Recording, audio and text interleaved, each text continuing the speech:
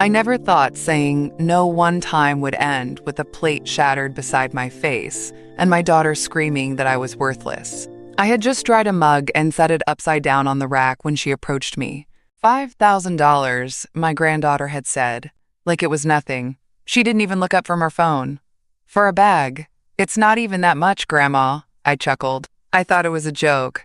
She was 17, barely passing her classes, always scrolling TikTok or posting selfies with filters I didn't understand. I said, gently, I don't think that's something I can help with, honey. That's when she sighed like I'd disappointed her on some deep spiritual level, like I'd betrayed her. Everyone at school has one, she muttered. God, never mind, you're just useless. Before I could process that word, my daughter entered like a wave crashing through a door. I didn't even hear her footsteps. You said no, she asked, voice tight. I nodded, still confused. Just about a bag. I said I. The plate hit the wall to my right, hard. Ceramic exploded into the backsplash. I flinched but didn't cry out. My ears rang.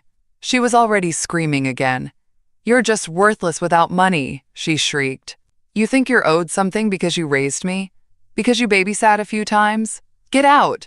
You're not needed here! I froze. The room fell quiet except for the sound of the plate pieces clattering onto the floor and my own breath catching in my chest.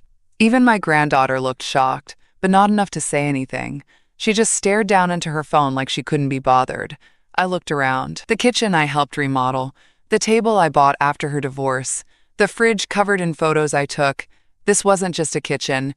It was my second life, my penance, my pride. And now, it had turned against me. I didn't speak. I just stepped back, grabbed my purse off the counter. My hands were still damp. I didn't dry them. My daughter stood there, arms folded, daring me to fight, to scream, to beg. I did none of those things. I walked out. No slamming doors, no last words. Just the click of my heels against the hardwood and the sick echo of silence behind me. It was 3:47 p.m. I remember the time because I checked my phone in the driveway. It was raining lightly. My sweater was thin. I still had my apron on. I didn't even take it off. Not a single person followed me. Not my daughter. Not my granddaughter. I sat in my car for a long time. Long enough for the windows to fog and the cold to find its way through the seams in my sweater. I didn't cry. Not then. I just sat, wondering how it came to this. Wondering if I had missed the signs. But the truth was, I hadn't missed anything. I had seen the signs for years. I drove to the nearest motel with my apron still on. And that was the moment everything changed. The walls were beige, the kind of beige that feels like giving up. There was a buzzing light above the sink that flickered every few seconds like it was thinking of dying. I lay on top of the thin motel blanket fully clothed, apron still bunched around my waist, staring at the ceiling like it held answers. It didn't. No one called. Not my daughter. Not my granddaughter. Not even a neighbor pretending to check in. I kept glancing at the phone like maybe it was broken.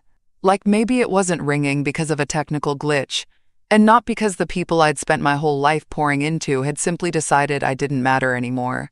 It's a particular kind of ache, that silence. When you're not just alone, you've been left.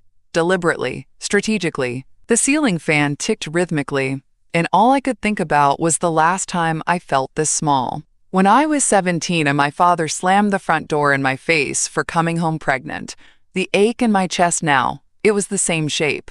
But this time, I had raised the person holding the door shut. I thought about my granddaughter. About how I'd rocked her to sleep in her first year, while her mother was still chasing night shifts and broken boyfriends. I was there when she had her first fever, when she got her first A, when she sobbed over a dance recital costume she thought made her look fat. I made her soup. I sewed the hem. I took the video. I was always there. And now she looked at me like I was an inconvenience. A card with a declining balance. Somewhere in the room, the mini fridge groaned to life. I jumped. My nerves were too frayed to handle even that. I got up, slowly, my bones heavy, and poured myself a cup of lukewarm tap water. I stared at the ripples in the glass like they might calm me. They didn't. My purse sat on the table, half zipped. I opened it, pulled out the small leather envelope where I kept my emergency cash. Still there, $220, neatly folded. That was all I had on me. Everything else, my medicine, my documents, my heirlooms, were still in that house. My house. That's what I kept calling it in my head, even though I'd signed half of it over to her years ago, thinking it would make things easier. Easier for who? I blinked hard, jaw tight. What else had they taken? That question slithered up my spine like cold water. I hadn't thought to check the bank app. I hadn't checked anything, really, just walked out like a ghost. But my gut twisted now, warning me. I pulled out my phone and tried to log into my account. Password incorrect. I tried again. Still wrong. I knew that password. I'd used it for years. Had she changed it? I checked the email tied to the account. Locked out. The weight of it pressed down so fast I had to sit. They weren't just done with me. They were cutting me out. Financially, emotionally, legally maybe. It wasn't just a tantrum.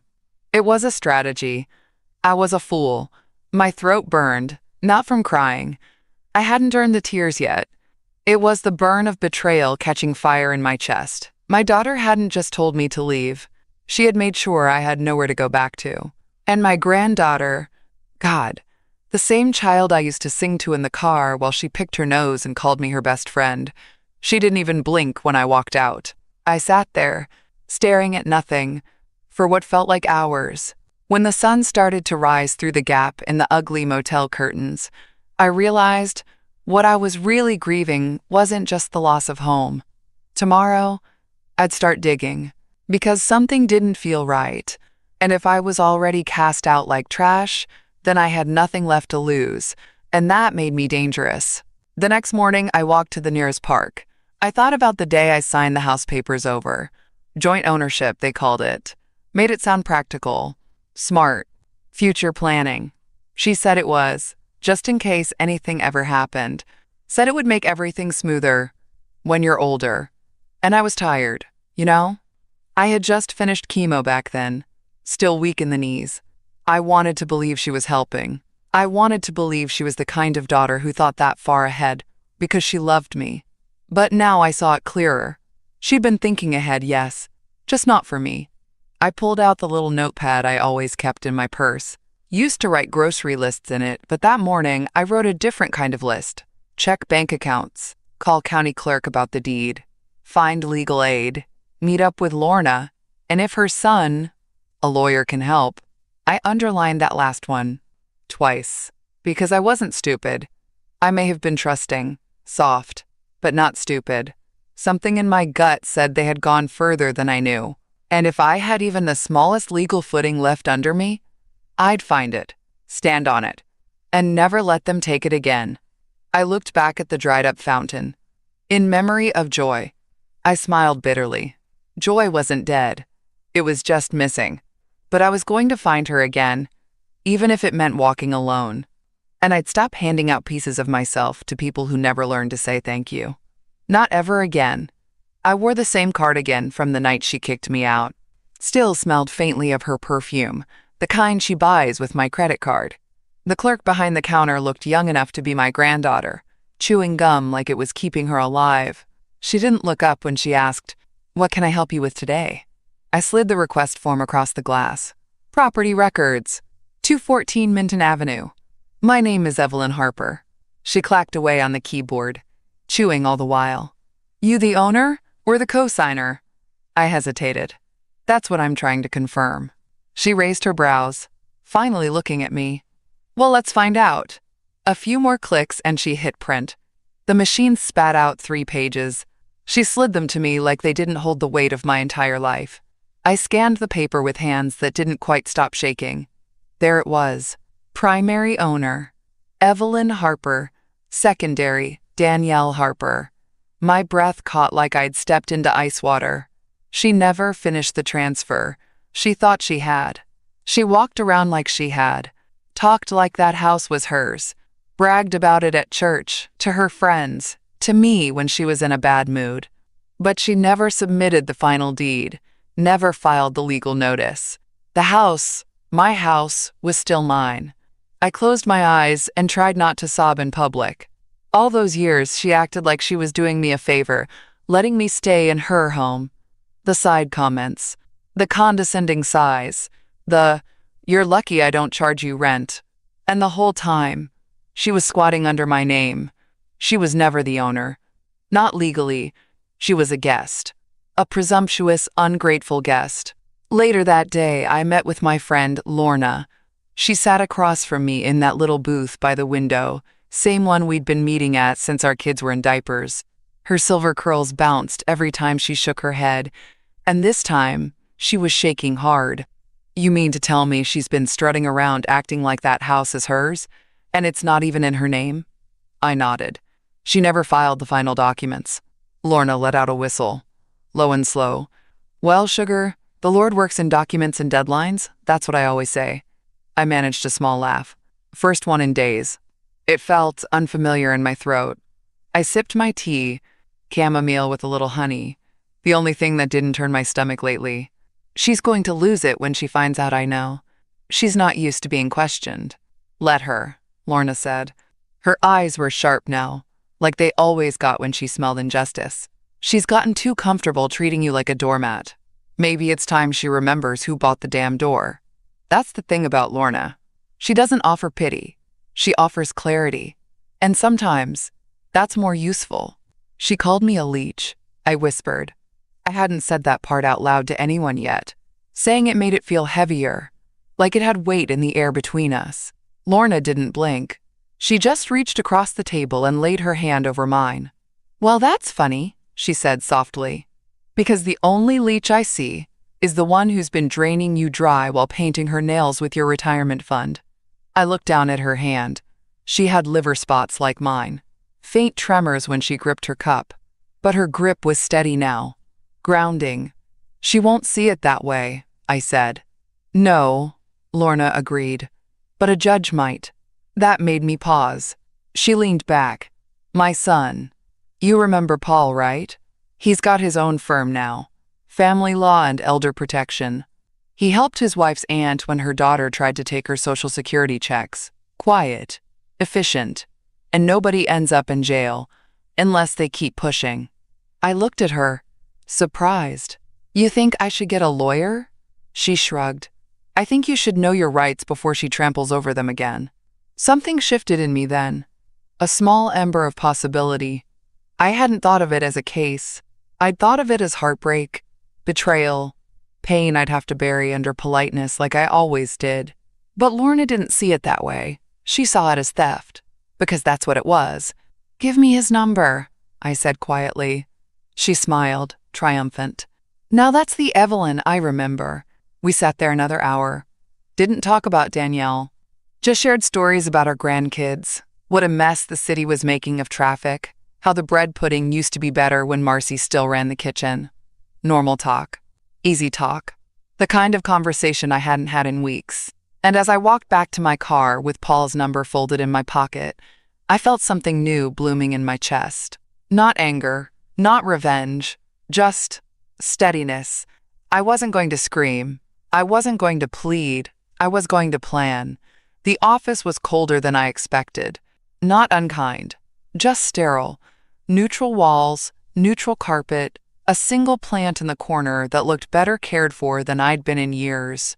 Paul looked like the kind of man who didn't waste words. He didn't offer condolences or pleasantries, just nodded once when I walked in and said, "Let's talk about what's yours."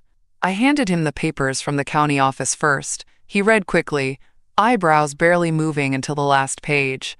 "She never filed her end," he said flatly. "That's lucky." "Or divine," I offered. My voice sounded too quiet in the room.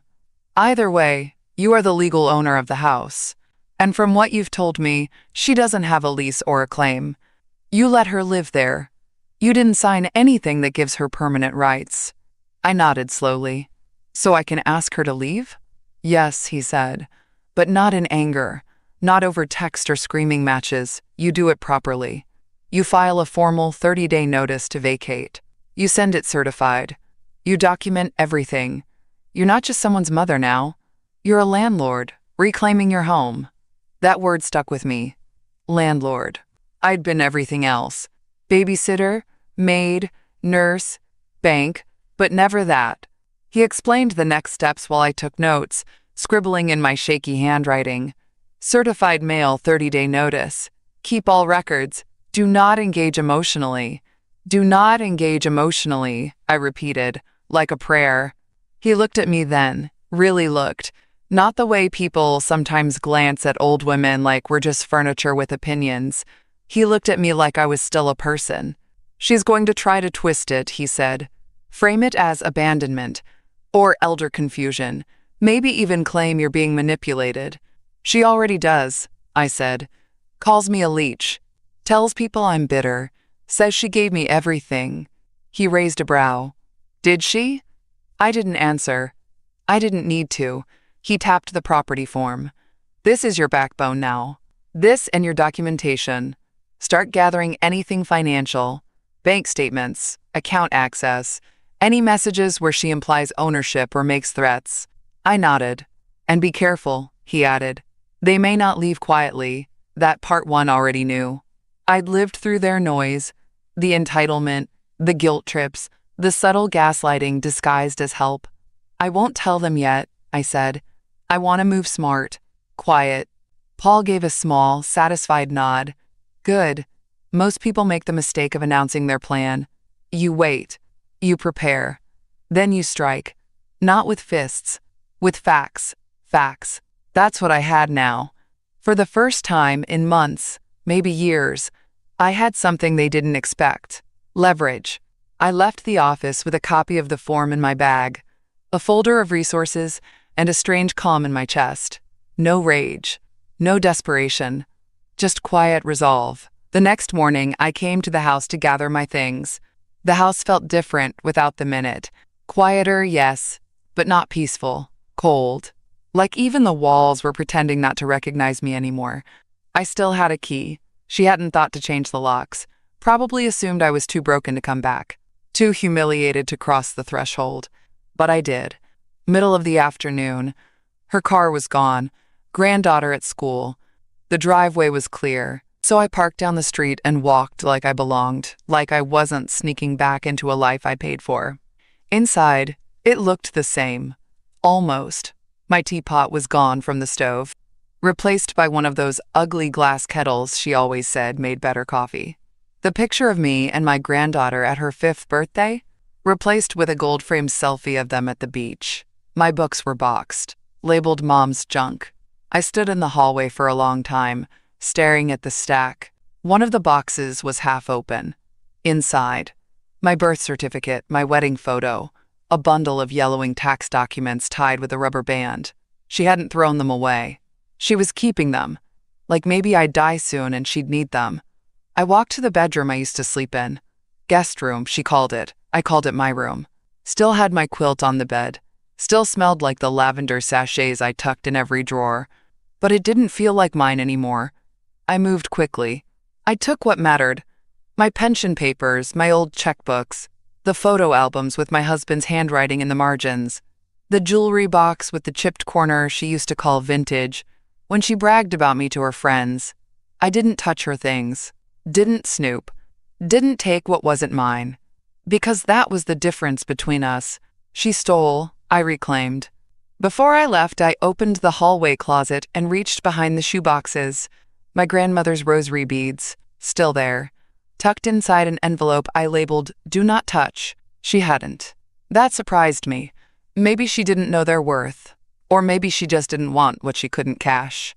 I put them in my coat pocket and stood at the door for a moment, one hand resting on the knob. I wanted to slam it. Wanted to make noise. The kind that said, "I'm not afraid of you anymore." But I didn't. I closed it softly.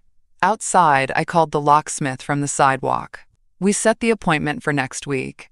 "Want to change all the locks?" the man asked. "Yes," I said, clear and steady. "All of them." I walked back to the motel with my bag heavy and my chest oddly light, not because I'd taken back everything, but because I'd left nothing behind that she could still use against me. Later that night, I laid the photo albums out on the motel bed. The pictures from when she was small, missing teeth, pigtails, fingers sticky with frosting, looked like someone else's child now. Someone I would have died for. Someone I did die for. A little. Every day. Until now. I slipped the albums back into the bag and zipped it shut. Because I wasn't here to grieve her anymore. I was here to evict her. Not just from my house. From my heart. The motel room smelled like stale detergent and burnt coffee, but it was quiet. For a while. Then my phone lit up. First, it was a text. From an unknown number. "You're so selfish. Hope the money keeps you warm when you're alone in a nursing home." I stared at it for a long time. I didn't reply. Then another. "You betrayed your own blood. What kind of grandmother treats her family like strangers?" Still, I said nothing. Then came the post. My granddaughter, the one I diapered, the one I taught to tie her shoes, the one who used to call me her favorite person in the world, had posted a photo on Instagram.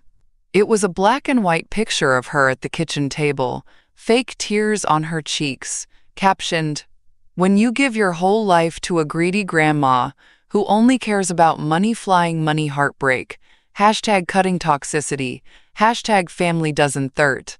Dozens of comments. Her friends, strangers, teenagers with usernames like SoxoBBYGRL and Sad Girl Chronicles cheering her on. Ugh, I feel this so hard. Some people don't deserve your kindness. You're better off without her. She sounds like a narcissist. I felt like I was choking. She was painting me as a villain. A villain. After everything. After every ballet practice. Every doctor's appointment. Every night I stayed up rubbing her back when she was too scared to sleep. They didn't know the woman who skipped meals to cover tuition bills. They didn't know the grandmother who pawned her wedding ring to fix the damn roof so water wouldn't drip on their heads. All they saw was the story she handed them. A one-sided tale of a bitter old woman who refused to share. And my daughter, God help me, she joined in. A post of her own. A photo of wine glasses clinking. A fireplace in the background. Cheers to new beginnings. Some bridges are meant to burn. Burn. She wanted the world to know she'd scorched me. My hands trembled as I sat on the motel bed, phone glowing in the dark. My ears buzzed with silence. That awful, choking silence that comes when you realize the people you loved most have rehearsed your funeral behind your back. More texts came. From her boyfriend.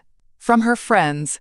Even one from an old cousin who hadn't spoken to me since 1998, all asking what I'd done to deserve this. I didn't reply to any of them. I wasn't going to fight with ghosts, but I saved everything, screenshotted each post, downloaded the comments, printed the photos the next morning at the motel lobby computer, because I'd learned something in the last few days. When people lie loud enough, you don't match their volume, you match them with proof. My proof didn't need hashtags or followers. It had stamps, signatures, screenshots, and a notarized deed. They could shame me on the internet all they wanted. But I'd be waiting at the courthouse, and when the time came, when the door locked behind them and they looked around with nowhere to go, I wouldn't say a word. I'd let the paperwork speak. It was Tuesday bingo at the senior community center, and I went because I needed to sit in a room where no one expected me to justify my existence.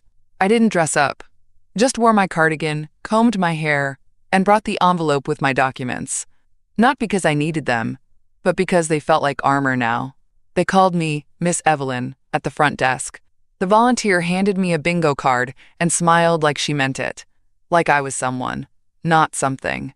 I sat next to a woman with bright red glasses and a cane that sparkled with rhinestones. Her name was Dolores. She smelled like lilac and resilience. "You knew?" she asked, eyes sharp despite the smudged mascara. "Just visiting," I said. She grinned. "Aren't we all?" We didn't talk about family at first. Just bingo, the weather, the cookies that tasted like cardboard but felt like home. But halfway through the third round, something in me cracked open. "My granddaughter called me a leech online," I said, barely above a whisper. Dolores didn't flinch. She just nodded. "My grandson stole my social security number and used it to lease a Tesla. Another woman at the next table leaned in. My son tried to sell my house while I was in the hospital. Told the nurse I had dementia. I looked around. One by one, heads nodded. Some eyes filled. Others just looked tired, like they'd been holding stories too long. "You're not alone," Dolores said, setting her marker down. "You're just finally seeing the truth." I didn't cry, but I exhaled, and it felt like the first real breath I'd taken in weeks. They didn't pity me, they recognized me. And something about that made me feel taller. 7 days later, I finally did it. I stood in the driveway, envelope in hand, locksmith van parked behind me. The officer leaned against his cruiser across the street, arms folded, sunglasses on. Just there to make sure everything stayed legal. Because it was legal. I was the owner. The document said so. The notice had been delivered. The grace period had passed. Now it was action time. I took one last look at the house. The chipped porch I painted 3 summers ago, the window box where I used to plant petunias with my granddaughter, the dent in the siding from where my daughter threw a wine bottle during one of her tantrums. It was my house. Always had been. But today, I was reclaiming more than property. I was reclaiming place.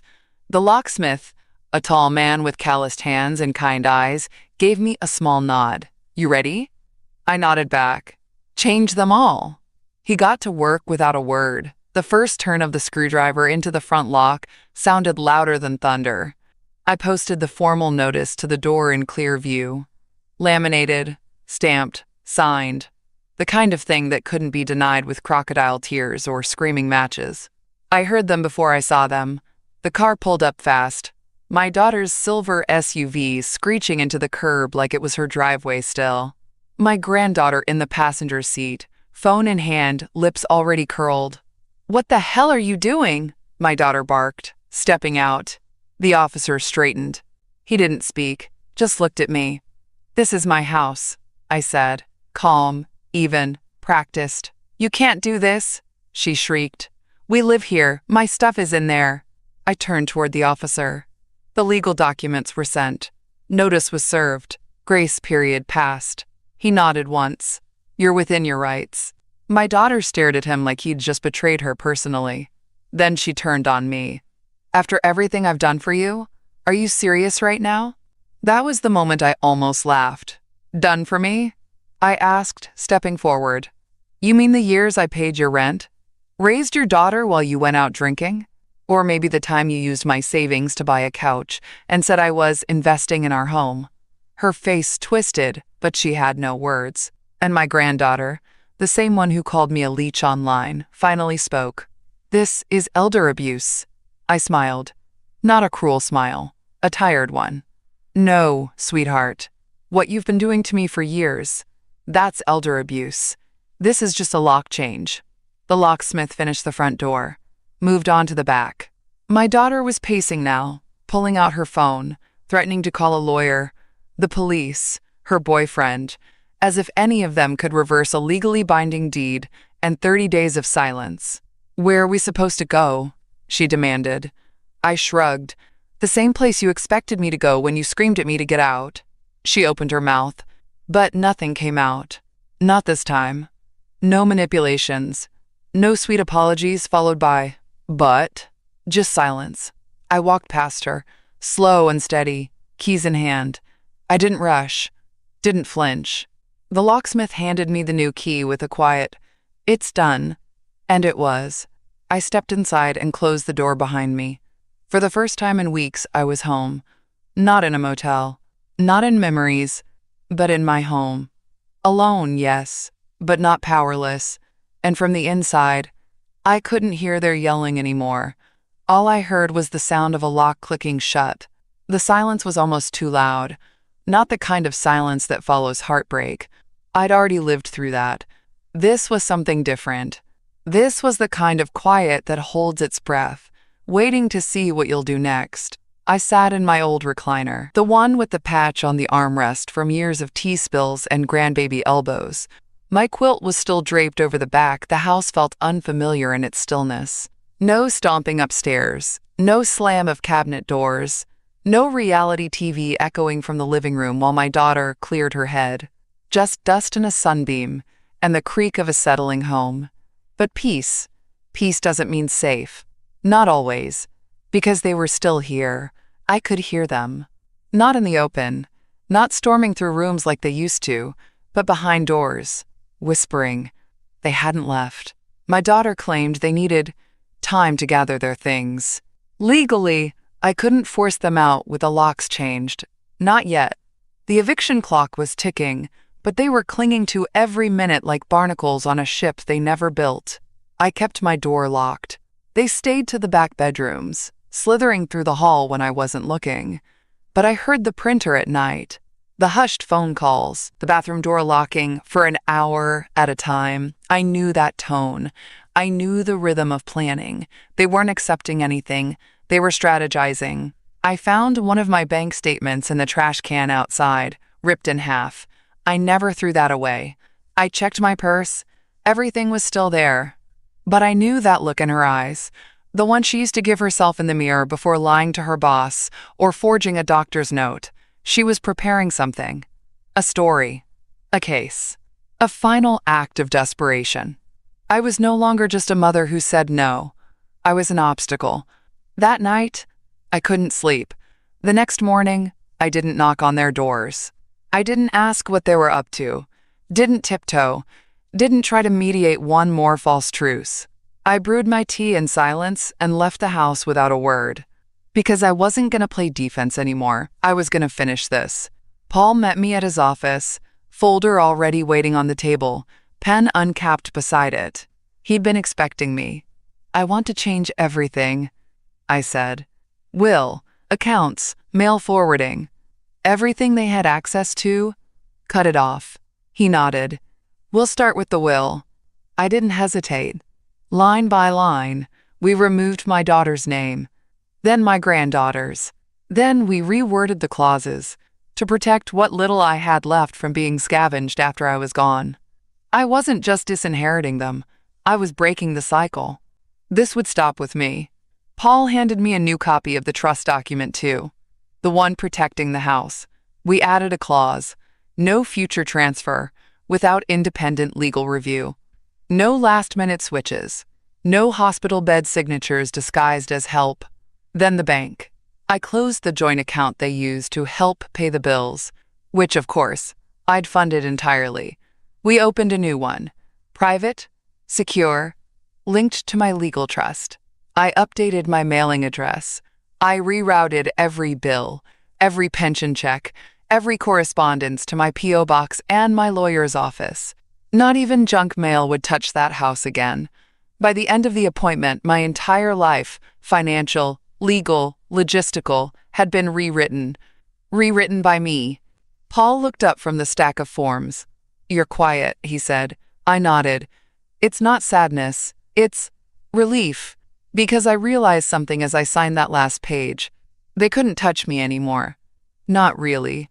2 weeks later, I met someone I didn't expect to meet. I wasn't even supposed to be at that supermarket. My usual place was closed for fumigation, and I didn't want to wait another day to buy tomatoes. It was supposed to be a simple trip. In and out. Quiet. But nothing in my life stayed simple anymore. I was reaching for a can of beans when I heard someone say my name, the old way, soft, surprised. Evelyn? I turned. And there he was. Rick. My daughter's ex-husband, the man she divorced after 5 years and 4 restraining orders, the man I hadn't seen since my granddaughter was in kindergarten. He looked older, thinner, but not worn down like I was, just tired.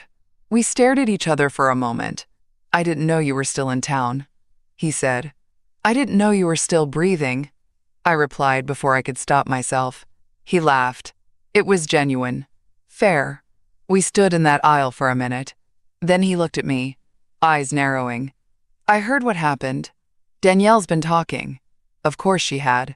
She told people you're senile, he said. Says you're not well, that you're confused, maybe unsafe. I froze. My stomach dropped like someone had ripped the floor from under me. She said what? She's telling folks you forgot things, left the stove on, wandered outside in your nightgown. That you threatened her, screamed out of nowhere. That never happened. I whispered. I know, he said. I told her to stop. Said she was playing with fire. I leaned against the cart. This wasn't just scheming. She was building a case, preparing to go to court, to try to have me declared unfit, mentally compromised, legally incompetent. That's how she'd win the house back. Not with a signature, with a diagnosis. I shook my head slowly, more stunned than angry. She wasn't just ungrateful. She was dangerous. Rick sighed. She's always been like that. It's why I left. I didn't reply. What could I say? You think you know someone when you raise them.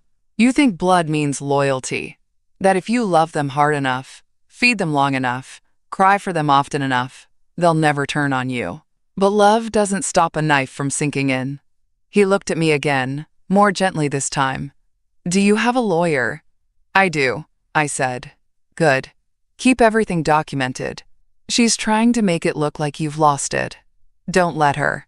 I nodded. I won't, and I meant it. Because this wasn't just betrayal anymore. This was a war. But I wasn't a fragile woman anymore. I asked him her address and went straight to her. I didn't want another shouting match. Didn't want her crocodile tears, or that smirk she wore when she thought she'd won. But after what Rick told me, I couldn't sleep, couldn't eat, could barely sit still without hearing the echo of her voice telling someone I was losing it. She wanted to write me off as unstable, so I showed up more steady than I've ever been. She had moved into a new apartment 2 days after the locks were changed. Some cheap complex off the freeway, curtains still pinned with thumbtacks, trash cans overflowing in the breezeway. I stood at her door with the sun baking my shoulders and my fingers curled tight around a folder. She opened the door like she was expecting a pizza. That fake little smile died the second she saw me. Oh, she said flatly. You got a minute? I asked. She hesitated, probably calculating, probably wondering if I brought a witness, a threat, a weapon. I brought none of those, just the truth. She let me in. The place reeked of cheap candles and fried food. My granddaughter was sprawled on the couch, phone in hand, earbuds in. She didn't even look at me. Good. I sat down at the dining table. She stayed standing, arms crossed, defensive already. Rick told me what you're doing, I said. No reaction, just a little twitch in her jaw, saying I'm senile, telling people I'm confused, unstable, getting your story lined up before you take me to court. She scoffed. That's not what Don't, I said quietly. You don't get to lie to me. Not anymore. Her mouth opened, but I cut her off, reached into my folder and laid down the papers one by one. This is the deed, still in my name. This is the will. You're not in it. This is the trust. You can't touch it. This, I said, tapping the last document, is a notarized log of everything you've said, posted, and threatened. With dates, screenshots, witnesses. Her face paled. You want to take me to court? I said. Try. You'll lose. You're just doing this because I asked for help, she spat. You screamed in my face. You smashed a plate. You called me worthless. It was one fight. No, it was the last one. There's a difference. She started pacing now, hands shaking. You think you're better than me? No, I said, but I'm better without you. That hit. It hit hard. I stood, slow and steady. I came here to tell you one thing, I said. If you try to come after me again, with false claims, with gossip, with lawsuits, I will bring every record, every message, every dollar spent, every damn bruise you left on this family's peace, and I will put it in front of a judge. Her eyes filled then. Tears? Maybe. Rage? Definitely. You're my mother. I was. Now I'm my own. I turned to the door. After that, my granddaughter hasn't messaged again. Neither has Danielle. I don't expect them to. And for the first time, I don't need them to. They're waiting for me to fold, probably. Waiting for time to soften me, for memory to blur out the betrayal. But time hasn't made me forget. It's made me sharper. Because once you've been thrown out by someone you built your life around, the shock burns away every illusion. And all that's left is the truth. They loved the version of me that paid, the version that apologized first, even when I was the one bleeding, the version who mistook silence for survival. But that version is buried, right next to every receipt, every birthday gift given out of obligation, every insult I swallowed just to keep the peace. Now I plant. I wake up early, brew my coffee, pull weeds. I write letters, real ones with stamps, to friends I'd nearly lost track of. I sit under the porch light when it's too hot to sleep and listen to the cicadas talk about nothing. And in those small, uneventful moments, I feel something I haven't felt in decades. Free. Not because I won, not because I hurt them back, but because I